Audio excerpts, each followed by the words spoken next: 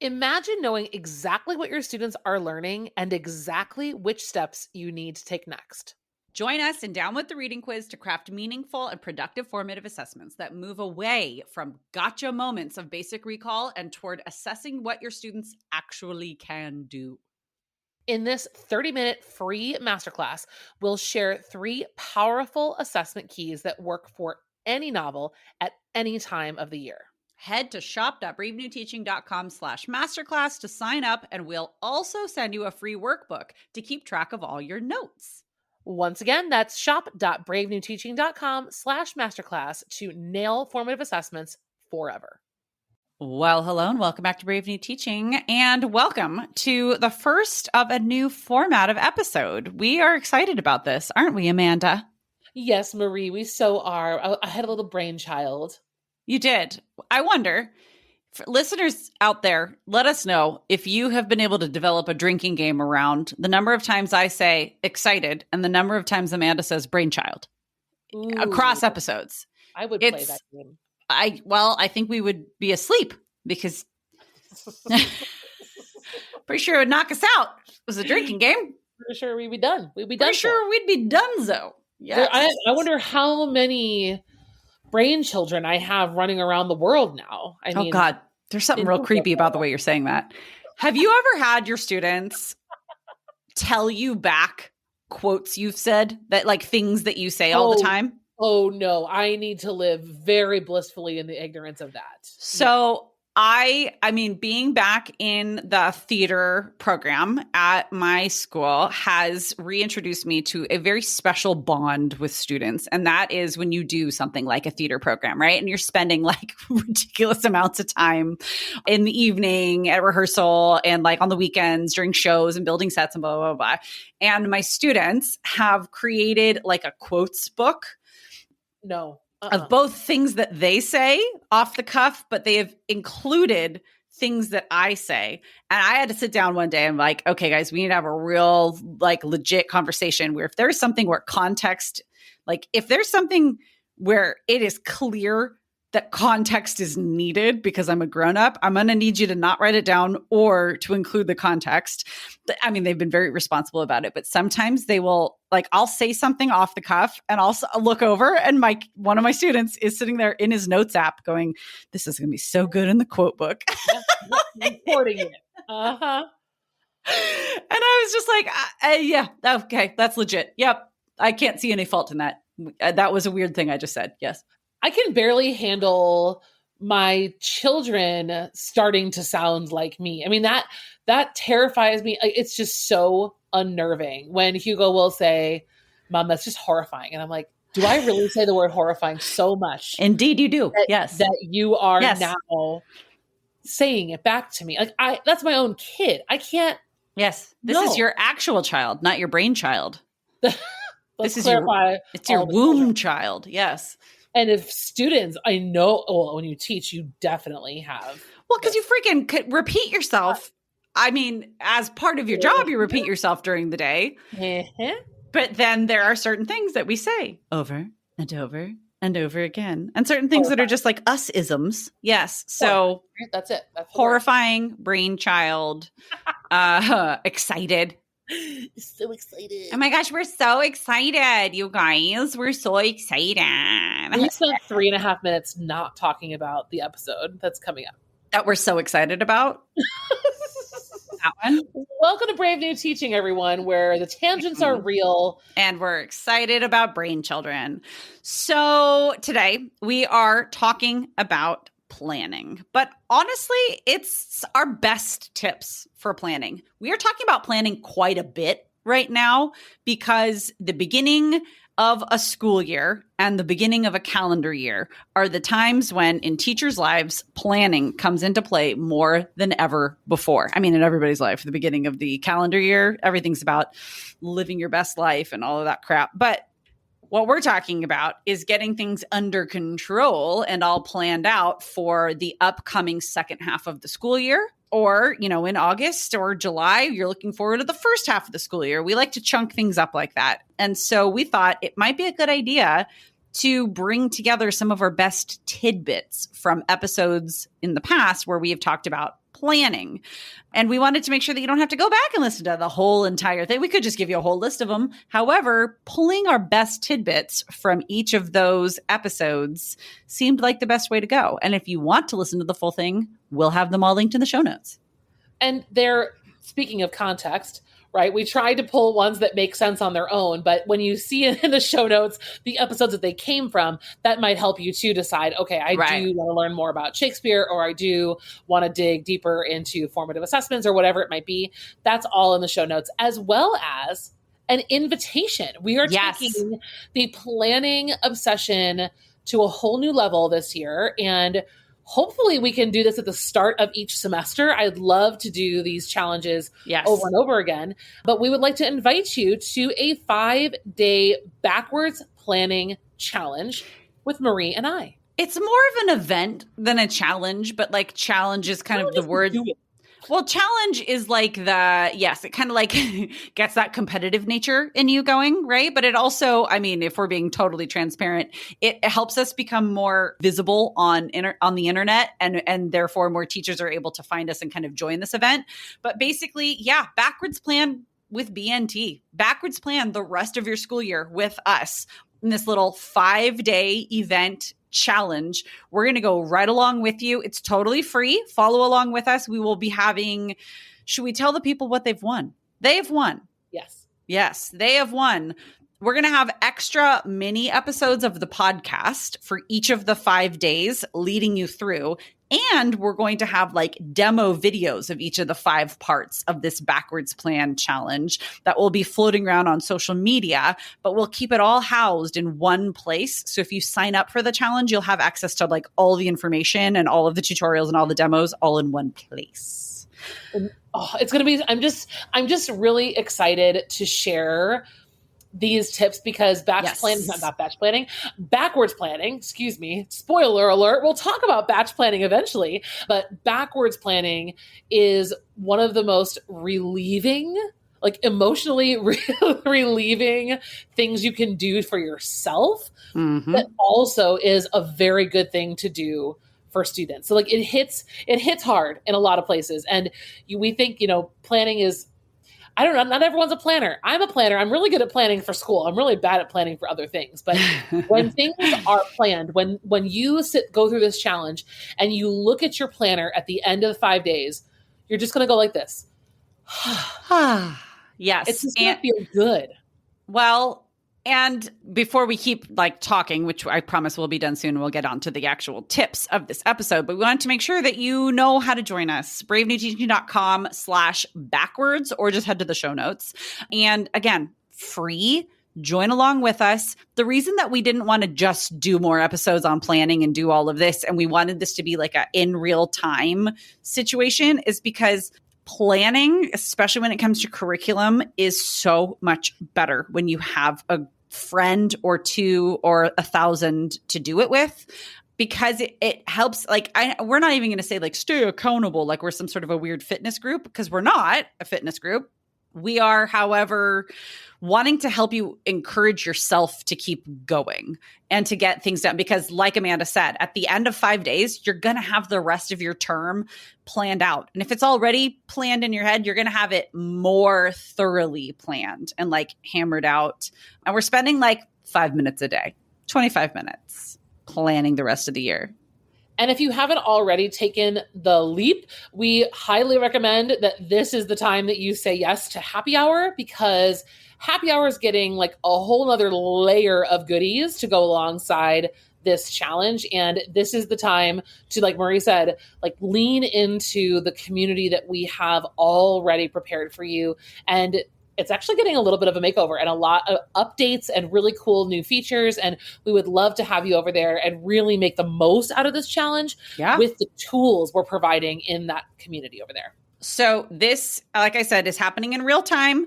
The Backwards Plan with BNT Challenge starts on January 21st, 2024. So if you're listening to this after that, you've not completely missed out, because we're going to do it again at the beginning of the next term, right? Because everything here goes around the school year. Around August, probably. Yeah. Right? Like mid-August. But if you are in time or if you are somewhere during that week, go ahead and join us, bravenewteaching.com/backwards, or just head to the show notes, listen through this episode, get yourself all ready. Sometimes I have to like be okay to plan first. I have to be emotionally prepared. And so these planning tips will help you get there. And then you can join us and everything will be right in the world. Basically what we're saying is backwards plan with BNT and we're going to save the world. Yeah. So yeah. Friends, enjoy today's tips. Let us know what you want to know more about, and that will help us bring you what you want. And we will see you at the 5-day challenge backwards plan with BNT. With no further ado, cue the music.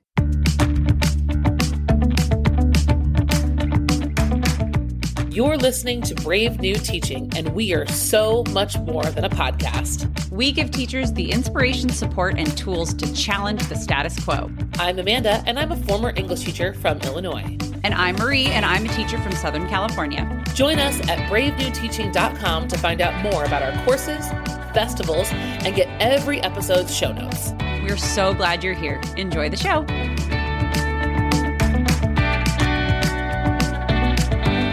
So you're going to need a few accessories. So you're going to need one, your planner, whatever planner you're using. Check. Number two, I want you to print out, you can use it on your computer if you want to, but print out if you can, your school calendar, right? When all of the activities are, whether you're involved in them or not, I want you to write down and like know when the spring musical is, when the spring dance is, when the last day of school is, when all of those calendar things exist. You're going to need that for this exercise. You're also going to need fun things, like you need to go buy a fresh set of pens. Yes. Permission granted. Like Thank go you. treat yourself to some highlighters and pens and coloring things. That's really all you need right now. And your phone probably, because you might want to use your phone for a couple of these tasks. Okay. So you can pause me, go get all your things. Okay. Once you have them, this is step one. On your planner, I want you to write down every single immovable part of the semester. So what are the things coming up that will not change? Like the dates will never, ever, ever go away. Like if you're in the Midwest, your last day of school might change. There might be a snow day or there might be whatever. Either way, like let's get down in our planners, in your actual lesson planners. Where are all of the things happening? Now, Marie, can you guess why we would start there? Do you have any thoughts about that? Well, yes. So our friends who have done curriculum rehab have already heard us talk a lot about putting into place these things because it creates a structure for you.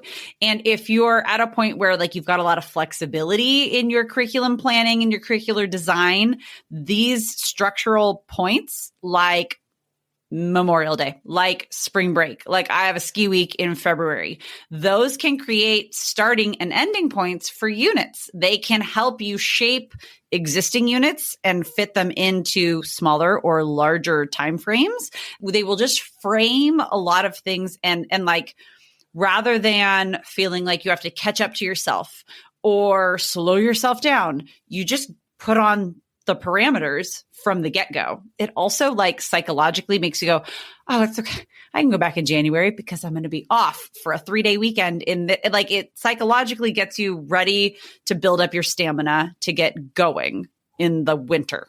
It is psychological. I want you to picture yourself on top of your calendar rather than desperately climbing to catch up to it. That's exactly what this process is. It's not rocket science. It's you exercising this kind of godlike control that's not real, right? Like we know everything can blow up and it can be spring of 2020 again, but it gives you, like Marie said, that sense of I'm not at the mercy of the calendar. I'm not shocked like, oh my God, did you realize it's a week before ski week and I haven't done X, Y, and Z? We don't want to be in that panic state. We don't want to be there. It's not good for us. No. And also, well, and then the thing that will inevitably come up beyond breaks and holidays and finals and those sorts of things that are like baked into your, maybe your district's calendar are also things like testing. When is your site doing testing in the spring? When are AP tests? That's something that will rock an entire high school campus, right? Like, because we don't have announcements during the weeks of AP testing. So like that changes the way things work. What was the other thing I was just going to say? Testing. Also, Amanda said dances, like, like be able to anticipate the energy or the Exactly. yes of your students and yourself. Like, what are things that are coming? The next layer to come to put into that beyond your school calendar is your life Personal calendar. Yep. Yeah, I knew Amanda was going to go there next. Yep. Life calendar to know where you're going to be ish, like at least to your best ability, anticipate where you're going to be. Looking forward like that to be able to then move backwards, because that's what we're doing. We're backwards planning. And this is one of the best exercises you can do in order to prepare yourself. Again, Amanda said it already. It's mostly psychological. Feeling prepared and calm is psychological. And it's doing this work that kind of like Marie had this like block when I first talked about like, we need to do this episode. That's a lot of us. It's like, it looks like too much, but when you kind of lean into what it actually is, you're going to leave feeling much better. Because someone I know has weddings to plan, spring musicals to direct. Some of the others of you might be coaching or running testing or have to be out of your classroom for whatever reason. You have maternity leaves. You have, right? These things, we don't want to be at the mercy of them. We want to be in anticipation of them as much as possible. That is another like kind of shout out to inquiry-based design, where the focus is on the topic. The focus is on the question and questions that branch from it. And the text, again, is just a vehicle for exploring that question, a vehicle for critical thinking, a vehicle for all of the things that we want our students doing instead of knowing. I think, and all I wanted to remind us of in this conversation too, is it's also a little bit about pacing, like very practically speaking. Yes. Speaking from experience, like I've gotten to a place where I've done so much building background knowledge that I wake up one morning and I'm like, we haven't started the book and we're already 2 weeks into the unit. What was I thinking? We haven't started the book and I'm already sick of it. Yeah. You're like, exactly. Oh God, I just don't feel like Jean Valjean, I got it. That's one you got to kind of like live through. And I know. We're just giving you permission to just, you can stagger that stuff and kids will most likely, it'll be more relevant when it's side by side in the moments where it's actually happening. Well, you think about the experience of a reader, right? Like, because we are specifically talking about text-based units. Like the experience of a reader is not that I'm going to remember everything that I already know about the book before I read the book. It's that I'm going to be asking questions and figuring things out and filling in context and doing all of that as I go. We do that when we read new texts, but it's easy to lose sight of that action and that like trajectory when we as the teachers are coming from a completely different perspective. So yeah, that was our really quick, yes. I'm using air quotes. That was our really quick overview of gateway activities, the why behind them, the how that we use them.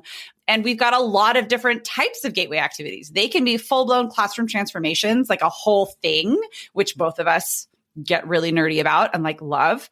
And it can also be very simple, right? And you could take something and change the way that, yes. So like one of our most simple gateway activities that we actually created as a team of Brave New Teaching, and we have as a part of both of our Shakespeare workshops. Actually, it's a free download. If you go to you can get it right now, even if you don't have the Shakespeare workshop. Yeah, just go to the show notes and you can get the download. It's flat Shakespeare. If you have no idea what we're talking about, we will also link a couple of episodes where we've talked about Little Flat Willie. William Shakespeare. Don't get any his full name, please. Stop getting all of those nasty ideas, listeners. Flat Shakespeare is like, it has endless possibilities, but it's a take on Flat Stanley, the book from when our kids were growing up, I don't think it was around when we were growing up, and students get to take Flat Shakespeare around. They get to color him, make him however he's going to look. You give them challenges. You can give them different activities. They can just have him be their like little friend. And it's a fun entry into a Shakespeare unit.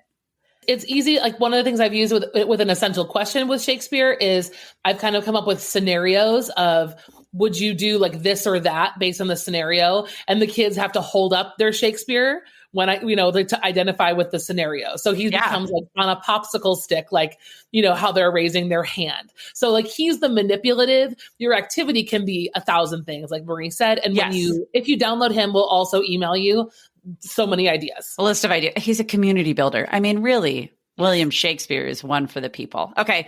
Another, do you want to talk about Cloudy with a Chance of Meatballs? I like when you explain it. You do it better than I do. So the one that we have is a specific example of a generally broad and brilliant idea, and that is to use a picture book to introduce your essential question or your essential question themes to your students. So if you are well-versed in picture books, you'll have no problem with this. If you've got some kids at home, if you don't, just Google it. I know we talk a lot about our friend, Dr. Jenna Copper. I know she's got a couple of good blog posts about picture books that you can use as gateway activities. We like to use Cloudy with a Chance of Meatballs as a gateway picture book for our dystopia units, in that, number one, it's a gateway activity that's very unassuming. Students come to class and all of a sudden they're not doing what's normal. They're doing something completely out of the ordinary, which is gathering on your little carpet and sitting down for story time. And we read the picture book to the students. Sometimes I'll read it without any context, any directions. We're just going to have reading time. And then the process and how we transition into the essential question is a series of questions that make them reflect on the nature of how this world works and how, in theory, right, it's this perfect place, it's very utopian, but in reality, the driving force of the weather is really problematic and deadly. And the only reason these people are able to escape is that they have the wherewithal and the finances to evacuate, essentially. And so it's really fun to kind of see the students look at this book from an adult point of view and a dystopian point of view.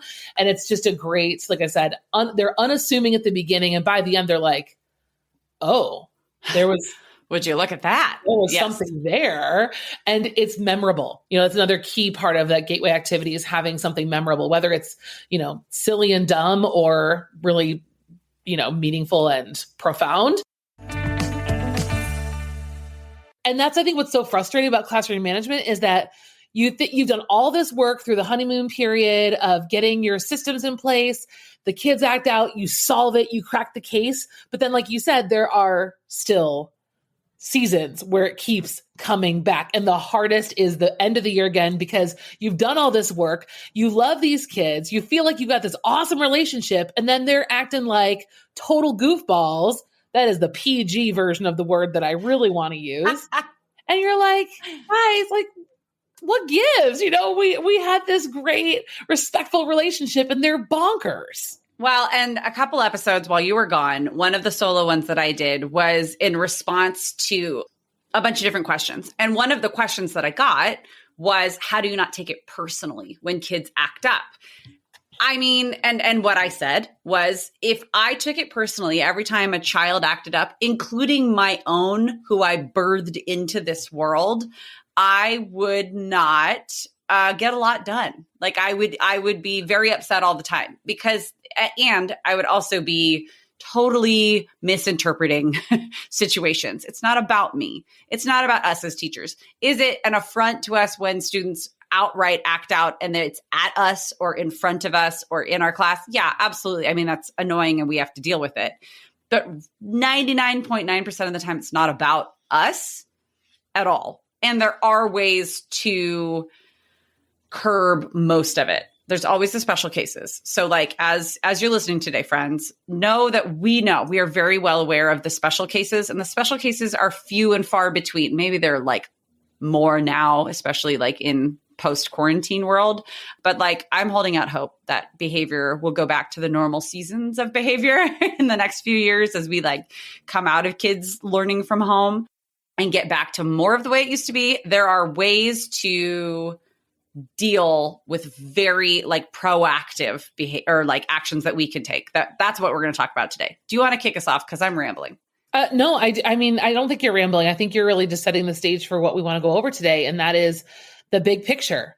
This might not even feel helpful to you right now. You might be frustrated with this, what we're going to share with you, because it's not an immediate something you can take away or something you can print and hang in your classroom.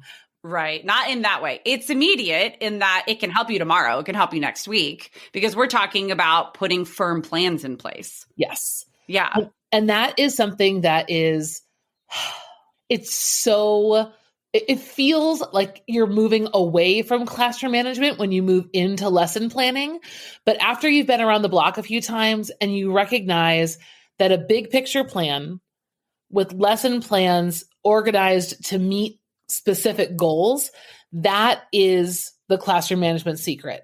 I can tell you right now, I can distinctly remember the differences between my first, I'd say 4 or 5 years of teaching if I described that time, it was, I had a blank slate. I could teach whatever I wanted. I thought it was amazing. I was making up units during the assessment of the unit previous, and I was figuring it all out from scratch. And like so much of that was liberating and taught me about how to teach and what works and what doesn't. But what the uglier side of that was, as a new teacher anyway, is that I spent so much time lesson planning and just throwing things at the wall that kids never felt that sense of consistency, predictability. They didn't know what today's lesson was going to do for the next day or the next day or the next day. And guess what? Neither did I. And so that's why Marie and I are here to share just kind of the benefits of getting to a place where you can look at your year as a whole. You can look at that and then break it down by units. And I was just doing a PD yesterday with a school in Nevada. And it's like, you don't need to have day-by-day lessons. No one's telling you to stop responding to student needs. However, I think having an intentional trajectory of your year, a goal, like this year is dedicated to you, 10th grade students, and we are trying to discover who controls our future. And we're going to look at it through this lens, this book, this project, and this essay. I mean, when we can say at least that, that is one of the most comforting structures that we can give to students. And that's what we really want to talk about today.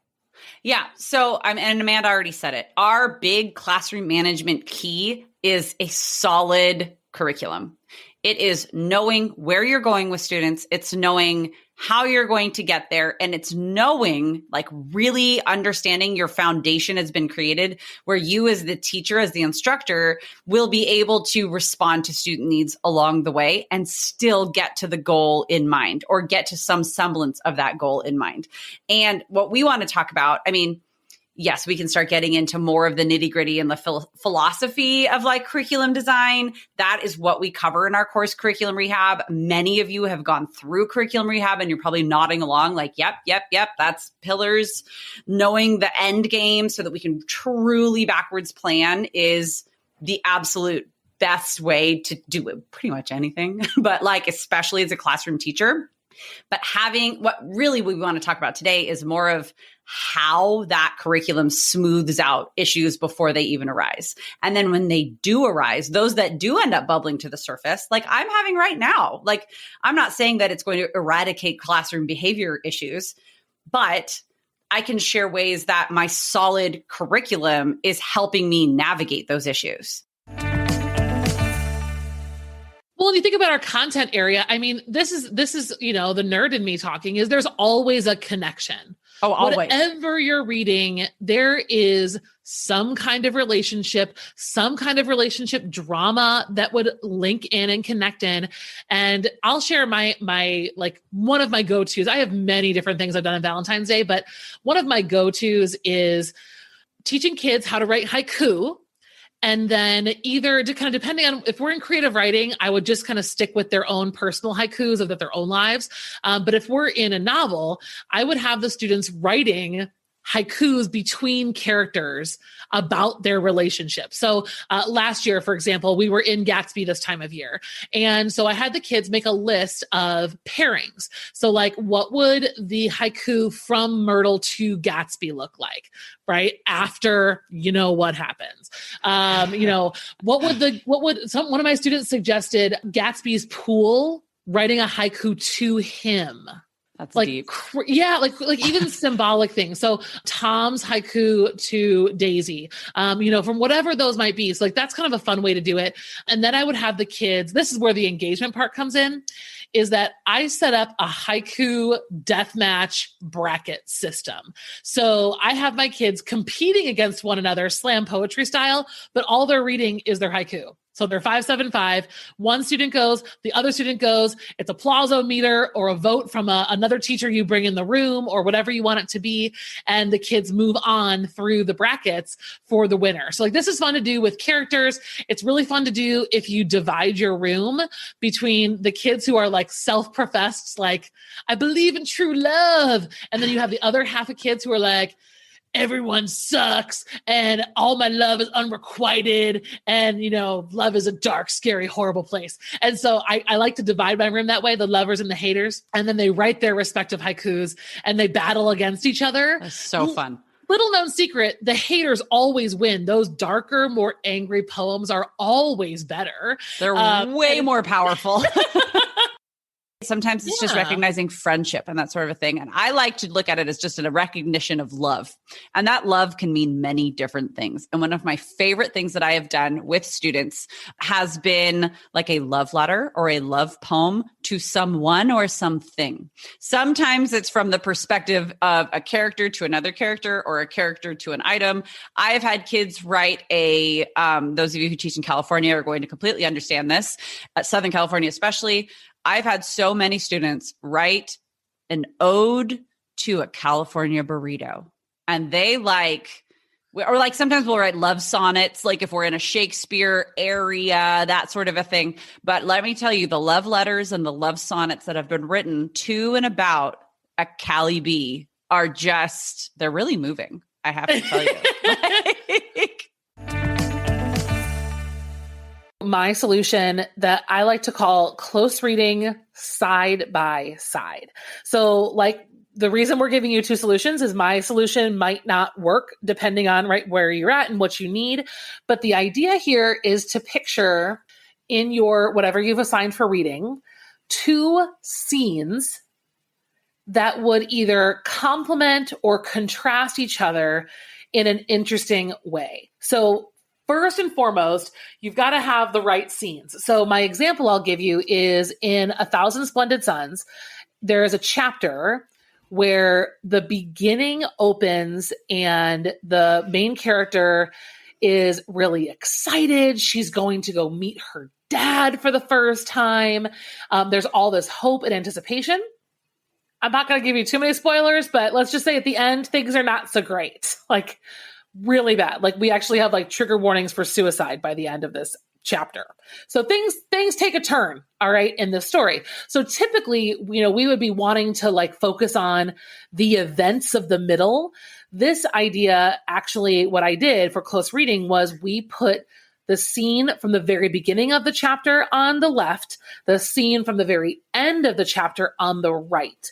And the students are going to go through both scenes looking for the same things. So I have them looking at symbolism, imagery, and structure. And so what they're able to do is they can do them on their own, right? This is symbolism in scene one, imagery in scene one, the structure of scene one. What do we notice? What do we find? Then we can do scene two, symbolism, imagery, and structure. And then all of a sudden, kids are having these moments of overlap. And so what a side-by-side lets us do, and in this case, it's like a beginning-end chapter situation, you get the opportunity to talk about changes over time, symbols over time, the way that things change, manifest, turn, transition, because you're not just doing one single scene. They're very short, so like it doesn't take longer time, but what we're looking at is two separate moments in time, if that makes sense. And so the conversation and the close reading gives us a chance to really look at even more than we would have if we would have read either one of those scenes in isolation. What were all of the different things that students had to do with this one pager? So with this one pager, we asked students to, first of all, it's connected to the essential question, which is one of the most important things we talk about in our course, curriculum rehab, is the formative assessments, the close reading, all the pieces of the unit are all threaded together with this essential question. So that's where we have to start with this one pager. Is the prompt is inspired by that. And so the prompt in this unit is all about relationships, or the essential question is all about relationships and why they matter. And so I asked them to find quotes and images that were related to and relevant to a certain part of their reading in the relationships that they had found in that part. I also kind of had taken their relationship with their culture and the society in which they were experiencing those relationships as part of the prompt for this one pager. And so students had to respond with quotes, a paragraph of writing, and images. And then my students in this case, what you're seeing here is not the final product. The final product was them. They did a screens share on Flipgrid. So they kind of did like a narrative walkthrough of their one pager. So they were explaining the pieces, what they chose and why. So you can't see that here. You're just kind of seeing the product. But that was how I used a one pager in a digital format. And I've used very similar expectations out of a student and looked specifically at tone and mood, right? So my essential question, what makes a villain? And show me your evidence of tone, or pick a passage that has a really clear tone and mood.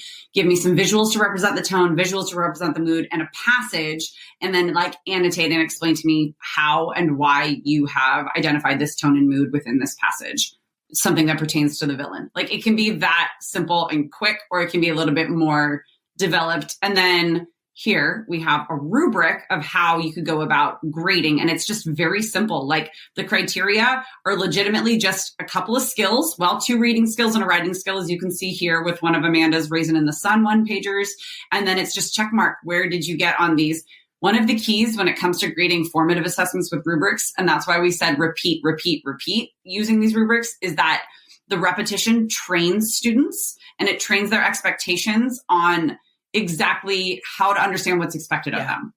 I don't know if that made sense, but that's, yeah. And it also, in terms of grading, which is this webinar is not really about the grading part of the assessments, but it does help the grading. When students understand the rubric, they understand the rubric as feedback. And we stop spinning our wheels, trying to write feedback all the time and constantly doing things on top of the rubric. We want the rubric to do the work. All right, friends, if we have not inspired you enough to start thinking about planning, we want you to, like we said before, in our very lengthy intro to the episode, join us for our free 5-day challenge, Backwards Plan with BNT, because really, what is there to lose other than a quick little click and signing up? But we've got a whole workbook so you can follow along. We are making it as simple as possible. You'll be seeing in your podcast feed some extra bonus little mini episodes of the podcast. And if you're following us on social media, you'll also see some different demo videos there so you can see exactly what we're talking about along the way. bravenewteaching.com/backwards. That's where it's at. That's what all the cool kids are doing, right, Amanda? I have nothing else to add. All the cool kids. All right, friends, have a wonderful, wonderful week at school. We will see you in the challenge, and we will see you next time. Bye.